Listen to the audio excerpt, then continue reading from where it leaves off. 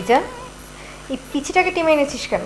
ও আসলে আমাদের ভার্সিটিতে পড়ে, থাকার জায়গা নেই, আর আমার অনেক ক্লোজ, খুব বুদ্ধিমতী আর সাহসী, তাই ভাবলাম আমাদের দলে নিয়ে নিই।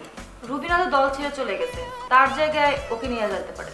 আপু, আপনিও আমাকে পিচ্চি বলছেন? আমি কিন্তু অনার্স ফার্স্ট ইয়ার করি। শোনো, আমার এখানে এক একজনের এক একটা টাইটেল, আমি আদর করে এক একজনকে এক এক নামে ডাকি।